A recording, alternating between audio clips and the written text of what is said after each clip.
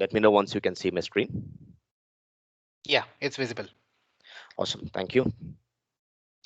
Okay, welcome to the Global Power Platform Bootcamp 2021. I appreciate your time and thanks for spending your weekend with us. It's really a great thing. And as a community, it's really awesome and welcoming and very promising for us to present more and more about the Power Platform technologies, whatever we cover underneath it. So in this session, I'm gonna present a few things about the real world use cases and about the experiences and what I have learned from Power Platform. And I'm going to share my experience with you. I'm gonna learn along with you now. Well, let's start over. And my name is Chendrayan Venkatesan, and I'm also known as Chen V and Microsoft MVP. I work as an IT advisor and for Azure Automation at Shell India Markets Private Limited, India, Bangalore. And the technology I cover is Azure and PowerShell, and Power Platform is almost nearby in my portfolio. So we are going to adopt it and going to uh, give some business value to the company. And I've started my POC. With that experience, I'm going to present my session. And you can also see me in a couple of user groups in Bangalore in and around, like Bangalore IT Pro user group, in Azure Bangalore user group, AOS India. So if you want to follow me, you can use my Twitter handle at ChendrayanV. Okay, today's agenda is like we're gonna see about the Power Automate. We have got enough introduction in the morning session. So we have heard from Donna, we have heard from Sandeep, we have heard from other speakers talking about it. But still, it's my responsibility to go ahead and give what I understood in Power Automate. And we're gonna take a quick tour in Power Automate about the triggers and actions and what we are gonna do with that. This is especially for IT Pro, and I don't want to say that this is not going to be a low code or a no code scenarios. We are going to use a couple of PowerShell scripts here, so it will be a little bit interesting for you. You're going to learn a little bit about the Azure functions, not deep dive though, but still I can try to cover the basics and how to use PowerShell and the best practices, and we can quickly jump onto a demo to see a couple of POCs, whatever I've done, right? So with this, like before we get on to the session, I just want to cover few industry demands which I experienced at my workplace as well as I heard from other community members. So most of the industry is demanding that they want to go for a serverless architecture because they don't need to spend money on on-premises servers or not on IaaS, that's infrastructure as a service in Azure. And they don't need to provision a virtual machine just to do some administration task at least. I mean to say, like, I hope in the on-premise time you remember that we used to run a lot of PowerShell scripts.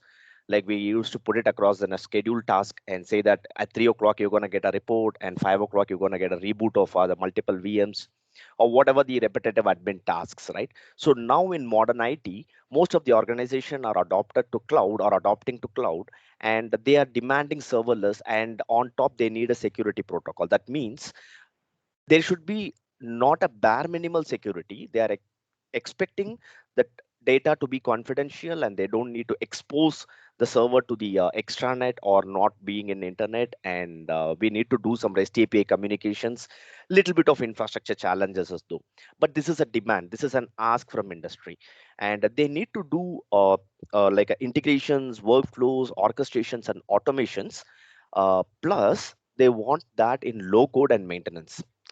Yeah, it's very challenging, right? So if you try to do some kind of a workflows, of course you need a tool and you need to pay for a licensing and stuff, but total cost of ownership because of the COVID time we are facing a lot, and they need to build up some applications with low code or no code, and they also demand like 10 to 15% of the maintenance. That means that they don't need to allocate a engineer dedicatedly to go out and do the quarterly maintenance or something like that.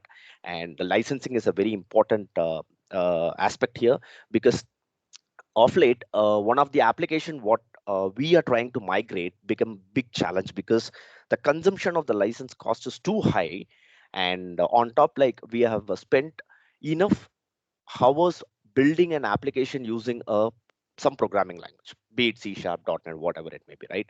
So now migrating that is going to be a super challenge for us because it has a interconnected resources like SQL Pass, and they have got a licensing associated to it, and the framework is sitting on top of it. We need to understand what exactly the framework widget is going to do and move it to the Power App. So I'll come to that scenario later. And whatever we are going to build, for an instance, if you're going to build an application for an IT pro or for any business, it needs to be used both by a developer, I mean to say a pro developer, as well as an operation guy. So operation guy in the sense like he can operate it, but he cannot develop something, but he need to consume the application, and he needs to maintain it as well in the absence of dev. So that's the requirement as well. That's one of the demand. And most of the organization again says that they need to go for a product native solutions rather than building a custom solutions, in the sense like you don't need to develop in the house in-house applications, because that also creates a dependency. And on top, like a lot of challenges we face for the choosing the marketplace solutions, because it's not like free for us to go out and pick up some kind of a connector and make use of it in Power Apps, or I choose some images from Azure and make use of it, because it needs to be enterprise standard. And I missed out to call one point here, but I just want to highlight it here. What exactly I have faced in the normal time is when we say that there is a user experience built using the Power Apps and I'm going to communicate to the Azure. So people come to a conclusion that why not when I have a service now in place? Well, if you have a service now in place, you can use it, but please make sure ServiceNow is your ITSM tool, and the user experience, whatever you build, is just for operational steering or else for the business purpose. It's nothing to do with your CMDB or ITSM, right? So the forms, catalogs you build in ServiceNow, and the features, whatever you're going to give it on the Power Apps, may be similar, but technically, process-wise, it's two different extreme end, right? So with this, I just want to cover a few areas here. So what exactly the challenges and the pieces of platform which I am working on is AZ DevOps, like that's a DevOps tool which we use to deploy our code and run our scripts and take care of some platform engineering stuff, right? And we do have a SharePoint in our environment. We work a lot on Azure. We do reportings, dashboard using Power BI, and data is everything for us, right? With this, like I've got some experience with that. So now the introduction about the Power Automate. I just want to stop this slide over here so that you can take a quick look about the bullets, whatever I covered. So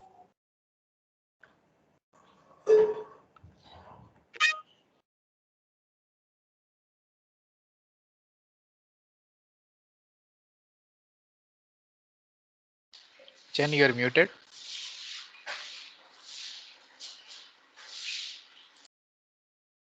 Hi. Hello. Am I audible? can you hear Can me? I? Hello. Yeah, we can hear you. We Perfect, can hear you now. perfect. Can you can we get the slides that you have put on? Yeah, definitely. I will be Uh, sharing it. Not a problem. yeah, that's great. Thank you. No problem. So okay, coming to the point. So cloud-based service for automating repetitive tasks is like definitely that's the point here. But along with this, if you are using on-premises data gateway, you can securely communicate to your on-premises. So Power Automate is bit flexible. It is a composition of lot of other power tools sorry, it's in Power Apps. So you can consume the Power Automate when you have just a browser email address. Along with that, you do have some licenses is required. I will come to that part as well. So using Power Automate, you can connect to a multiple data sources. Okay, a few I have mentioned like SharePoint, OneDrive, Trello, or other things. But most importantly, what I like personally is about connecting to the custom APIs, which is very much important, because SharePoint, OneDrive, Trello are all modern apps, which we or normally you go get it from the market, and it is an industry standard, enterprise standard as well, which has its own APIs, or it can allow some kind of connectivity so that you can communicate each other. So if I am going to build an API and going to communicate, that will be a bit interesting. But as a developer, it's easy for anybody to go ahead and build an API and consume it. But as an operations, it is a challenge. But Azure Functions is the solution which I found, which will allow PowerShell scripters to go ahead and write their own API and consume it. So that's the demo I'm going to show you, right? So first thing we have to get to know about the cloud flows. There are three types popular. One is automated flows, instant flows, and the scheduled flows. So using Power Automate, what we can do is like we can go ahead and make sure that I'm going to do an integration, or I'm going to do workflows, or I'm going to orchestrate something, right? All these features is also available in Azure Functions. But integrating this too is going to give some kind of a flexibility for us. And again, we don't come into a for and against or a judgmental that which one I need to pick. It depends on the industry requirement. If your business needs um, like Azure Functions in a secured fashion to use it, go ahead and pick it up. And you have both in your portfolio, like your Power Apps as well as your Azure Functions. You can consume it, and you can securely consume it as well. Right. So in the automated flows, what exactly you do is like you when an event arises, you can go ahead and act on it. That's what exactly automated flow does. That means I get a service alert, I'm going to act on it. In old fashion, I get an alert, I get a ticket in ITSM, something like that. So you can associate that example. Right next comes is the instant flow. That means somebody is going to click on a button so that it's going to trigger something. Say I go ahead and say that start the flow. So it's some engineer go sit and work on it. Say for an example, service just push a button when there is a major incident occurs, and that is going to call out a massive email to a concerned department, including incident managers and service managers, saying there is a massive outage. Please look into this as a priority ticket. Okay, that's exactly the instant flow does, for an example. And a schedule flow is nothing but you gonna run a piece of code to run on a regular interval or on one time. It depends upon your requirement. So using this, you can do some lot of magics at your workplace. Say for example, I need to send a weekly report to my manager. How I'm going to send that? So do I need to have a dedicated environment or something like that? So you can consider that as an example here. So I just want to put some few highlights on Azure Functions, which is very important for IT professionals.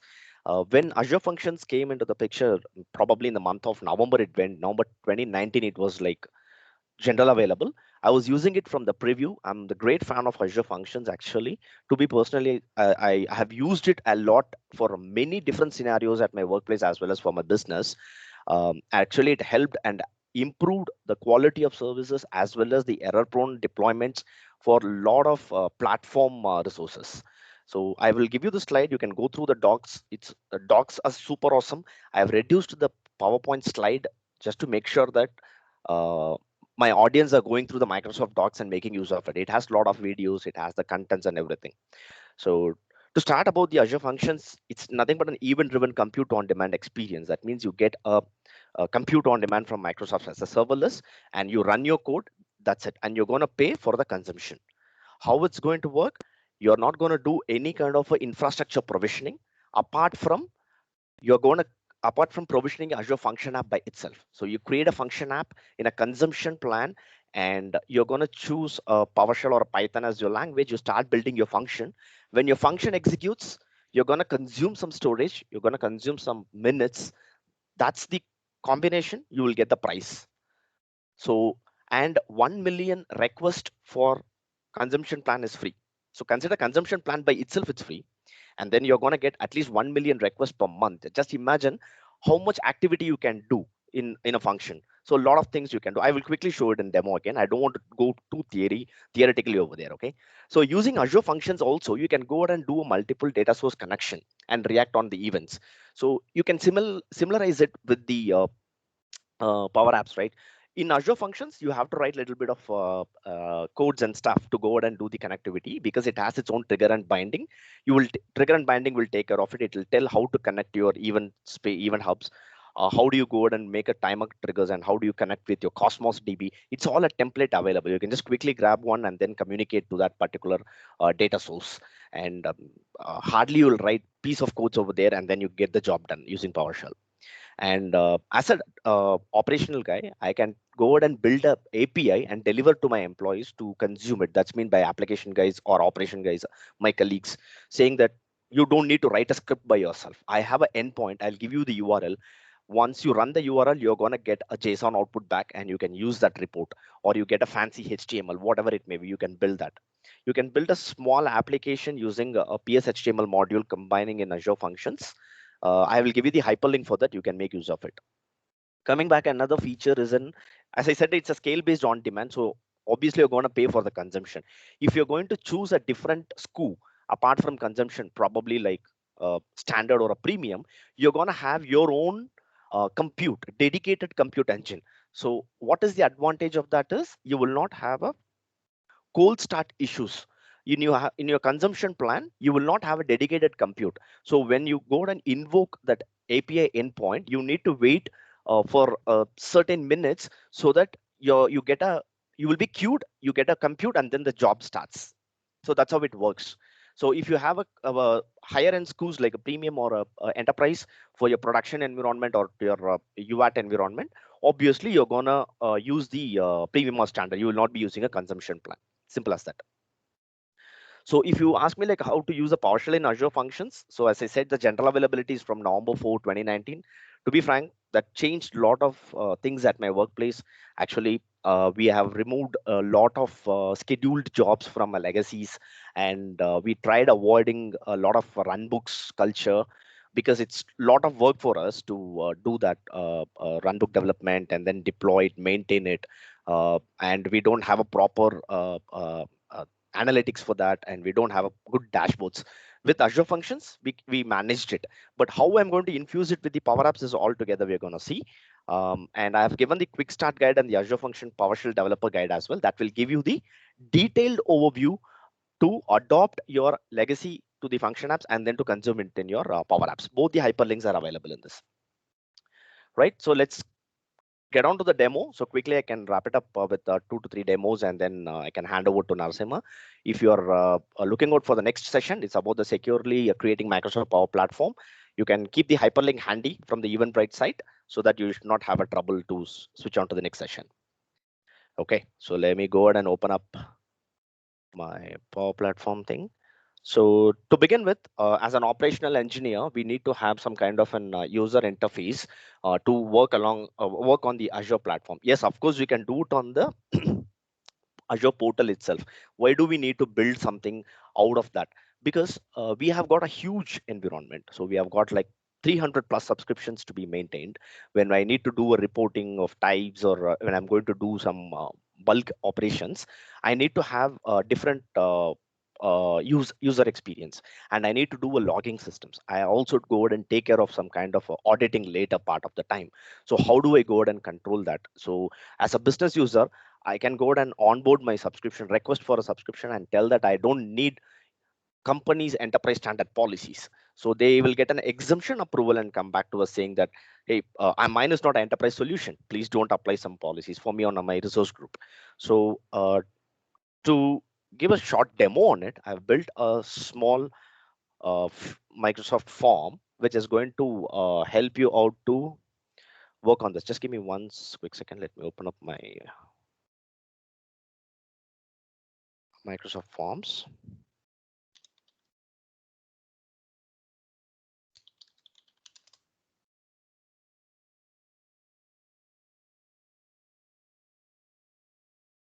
So in short, what we are trying to achieve here is, as a business user or as an consumer, I just want to fill in a Microsoft form, but that's going to do some action on the given data source. For me, the given data source is Azure, right? We do have an API, Azure Resource Manager, which is in preview in the Power Automate, right? The connector.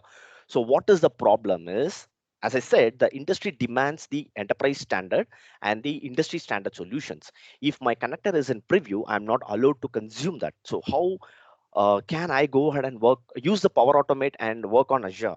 So, but it is not a showstopper for me because we do have different connectors. So you can just swap around and see what is the best practice which you can follow and deploy it at your workplace. If it is a preview, my recommendation will be, please do not use it in the production unless you have taken the risk acceptance from the respective stakeholders.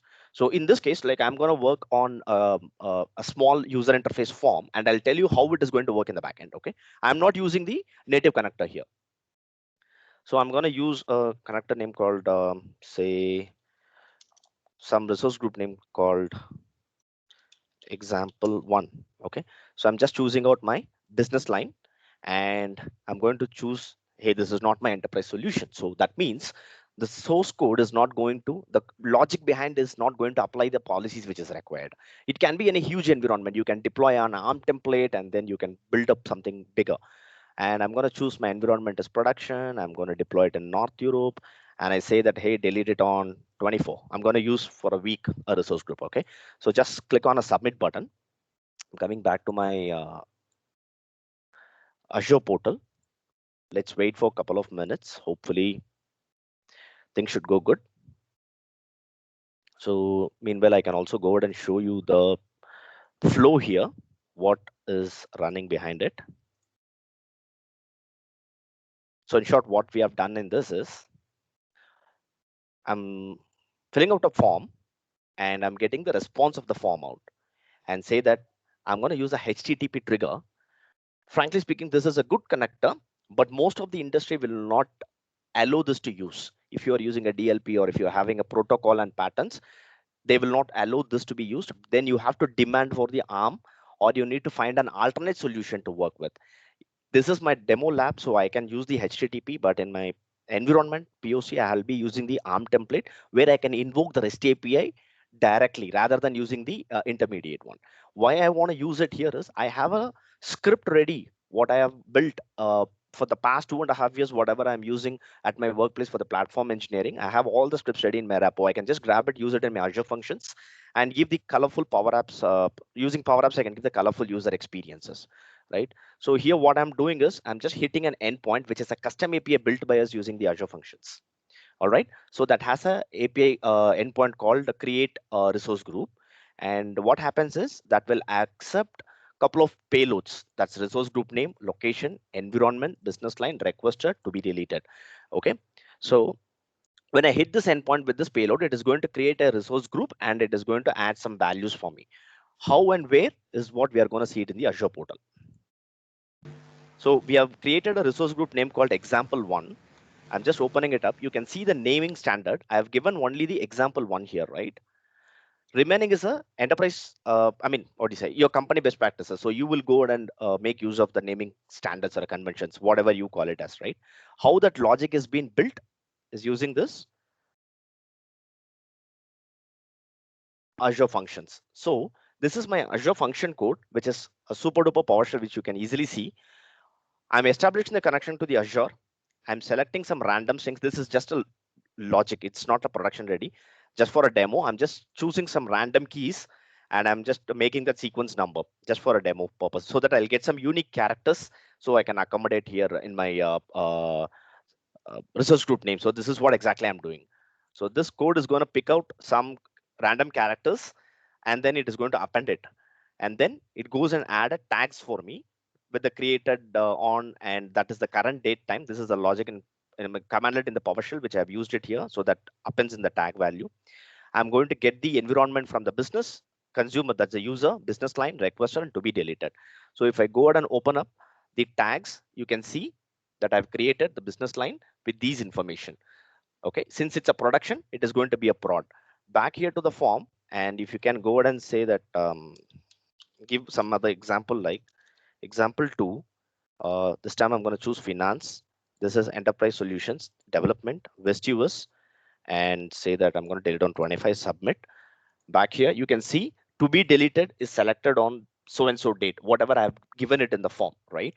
So we do have another timer trigger which can through the resources and say that this RG or resource whatever should be deleted on so and so date. So it just goes and cleans up the resources. So we don't need to do some kind of scanning tools, don't buy any tools and stuff. So if you're going to do a POC and you're concrete that, yes, I'm going to delete it on so and so date, very well, you can go ahead and do that. So this is one small example which I have done here. So another thing is like going to create example 2 in a different location with a different naming conventions. So to build this, what I have done is I've just used only a small piece of PowerShell code, and that is going to create, and that is going to be used in a function app. And I'm going to provision whatever I wanted in the Azure. It can be a resource group, can be a resources, or whatever it may be. And this is one part of demo. Like we are using it in our industry, like where you can go and onboard your complete subscription, which applies the policies, which applies platform resources, and then it will give you some kind of notifications. It will enable, it will create a service principal name, and it will create some security groups and provide you access. And then finally, you get one single email which says that, hey, your subscription is onboarded. And for this, we are not using any third-party tool, and we are not dependent on the service now.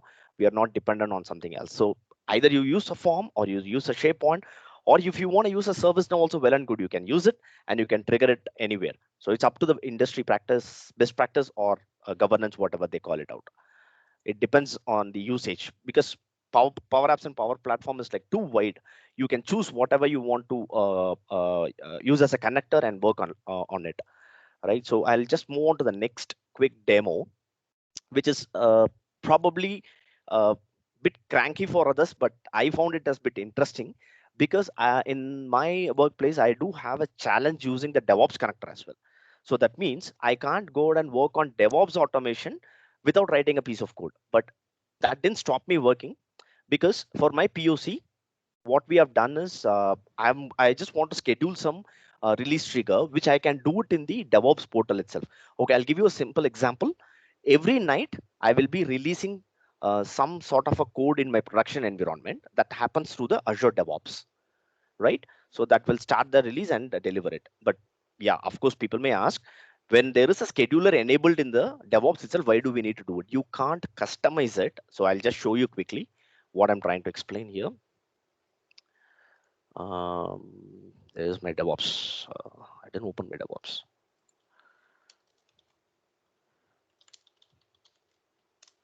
Okay.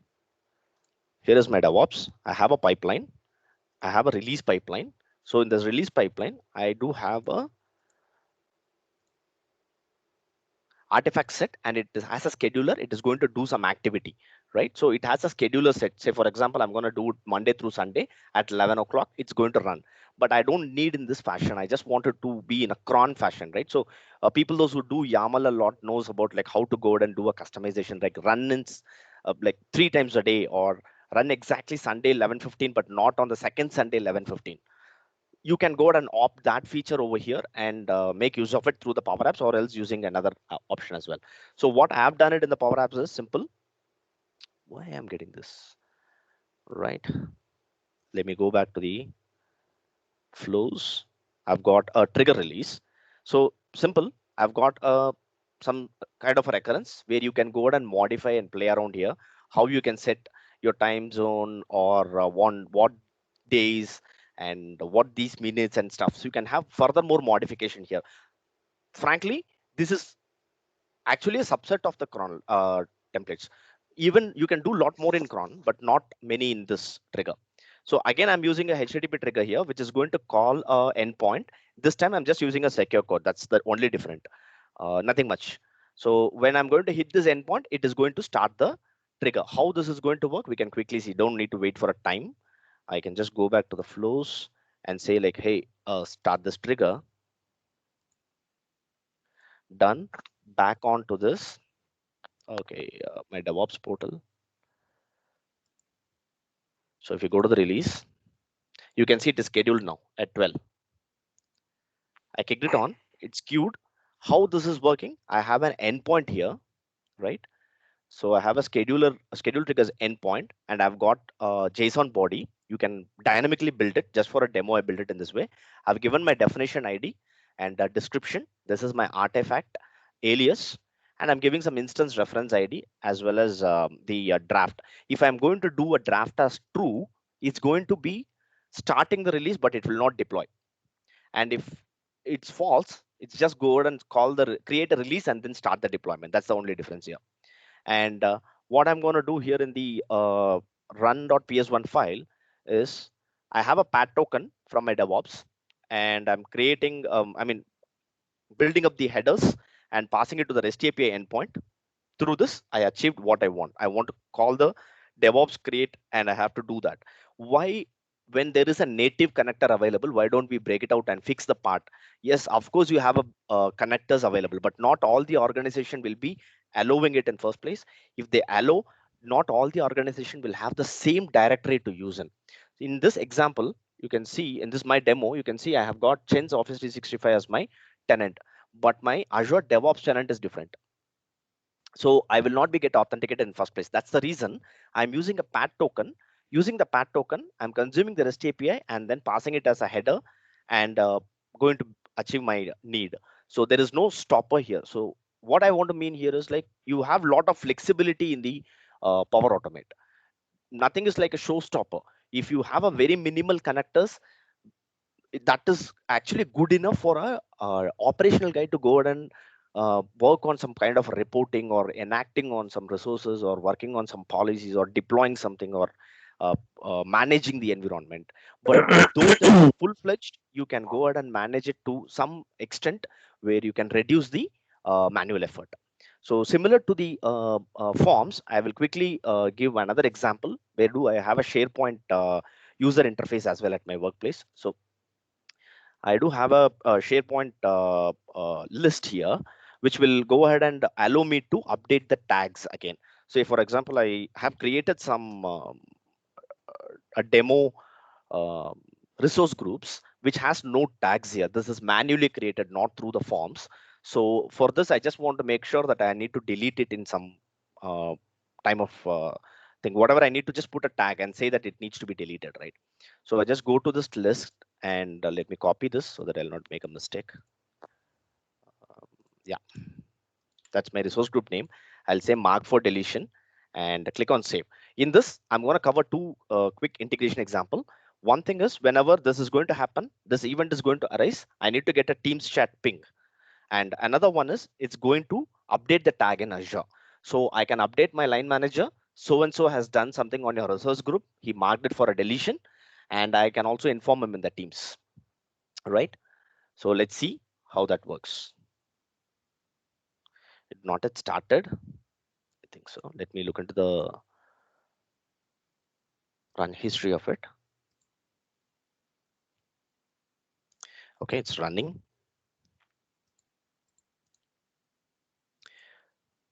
Upon successful execution, we can check it out. Now you can see I have got a ping saying that update from a SharePoint is a new item was added. Let me view into this list. Hopefully this should be the same item, whatever I pasted. I don't know. Let me see that item. Sorry, the resource groups. It's still not updated. Probably function is not kicked on.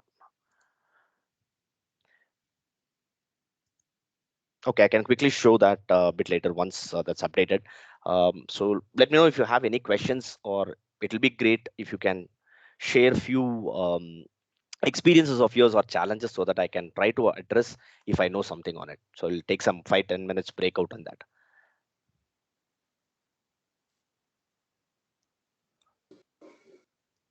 Hello.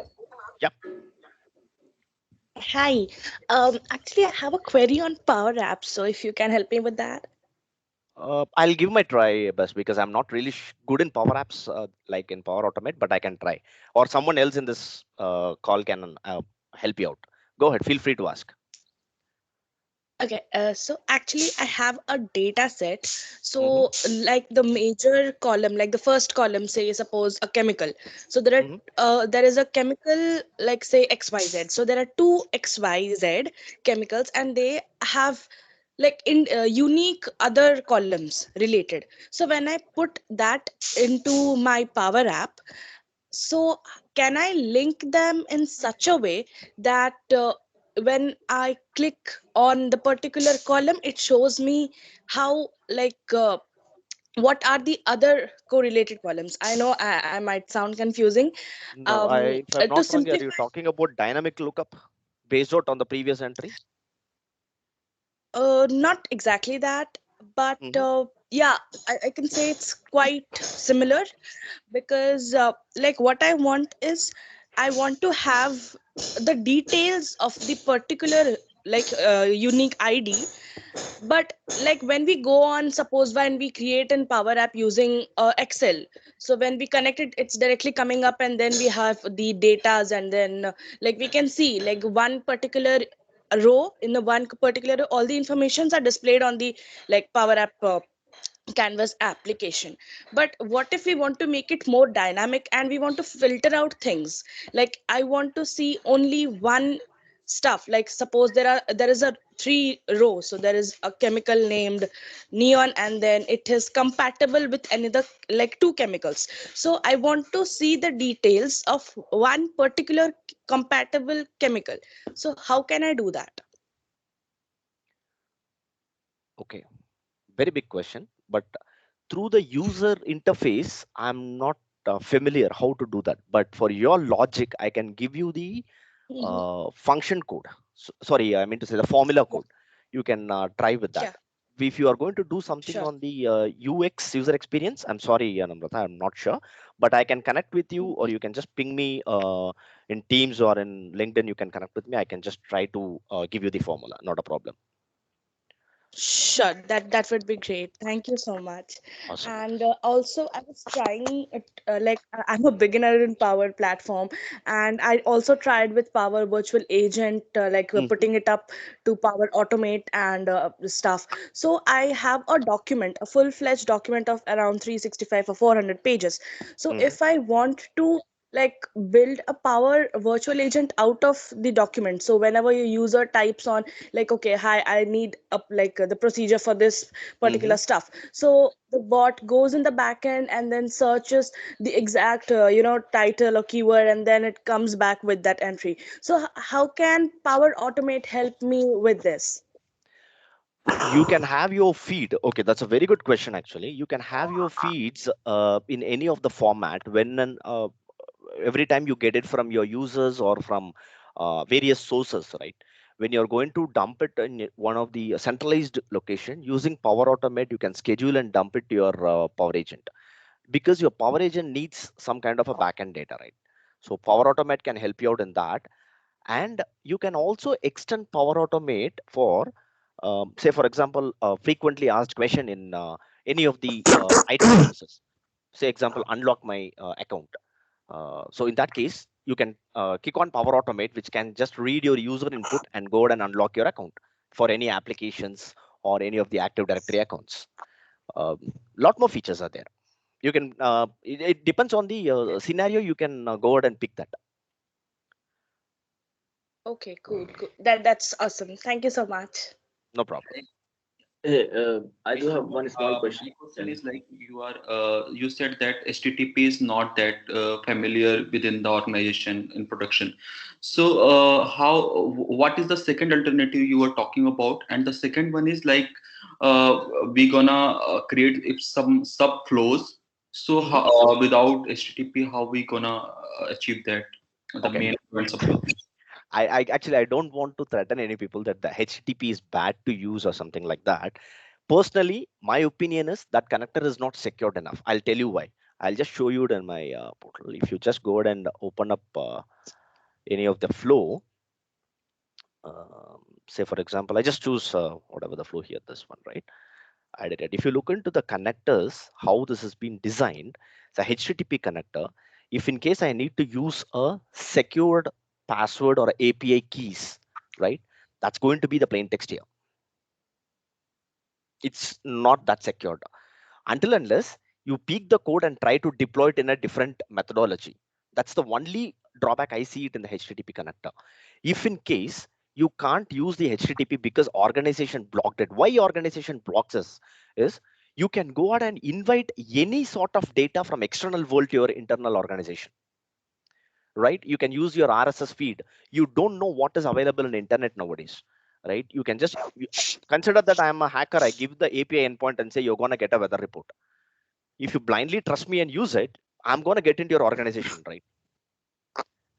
So that's the reason most of the organization don't give. But why they are allowing other connectors like Microsoft's Azure Resource Manager? If I want to work on Azure, I can use Azure Resource Manager, or I can use some sort of Azure AD connectors, or whatever. You can just go to this connectors list and look into it.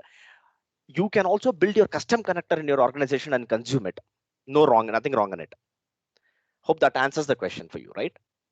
Yeah, and regarding the sub flows, because we generally Oh yeah. use HTTP. If you ask me the subflows, you're going to trigger an endpoint and use that output to the next endpoint, right? Sorry, I mean to ask this way. I have a flow, and this flow is just going to do it. Uh, okay, the the flow X to flow Y connections you're asking about, not about the sequence in this. I mean the task in this, right? Uh, yes. So like maybe this flow, if I want to make a sub flow and I am calling through a trigger, so it's like HTTP is a trigger and it's giving some URL which I can Output. use any other another flow to call this. So this is the one we generally use for making the parent and child relation, correct? In the flow means in the sense of flow. Got it, got it. So you have a flow and you are creating a subflow wherein your subflow will receive an input from the flow and then start working on it, right? Yeah. Okay, good. Don't have a demo, but I can work on that and give you the working piece for you. How exactly I can deliver that solution. Is that okay for you? Yeah, but my question was like if like HTTP is not the case which we can use, so how we can create that subflow without using the HTTP? Is there Correct. any? That's what I said. No, you need to identify the alternate connector. Say HTTP is not there, but what you're using HTTP? To call a API, custom API, or you're going to call any industry standard tools like ServiceNow APIs or something like that? It's like I'm not having a specific case, but I have seen in some tutorials and articles that we can create flow and the subflow with the help of HTTP. So if there is a subflow, so we can create expose as a HTTP URL and we can utilize in some other flows as well. So if we don't have opportunity of using the HTTP due to some barrier, so how we gonna achieve that thing? So that was the question. Correct. I understand the question, but what I'm asking is what API are going to consume? Based out on that, I can think about some solution. Probably not now, but I can Maybe give some you some RPA, assistance. yeah, maybe some subflow which is doing some RP operations when Okay, you got it. yeah. Okay, fine. Give me some time. Probably I spend some more hours on it to set up some kind of a scenario like that and then help you out in that. Is that okay?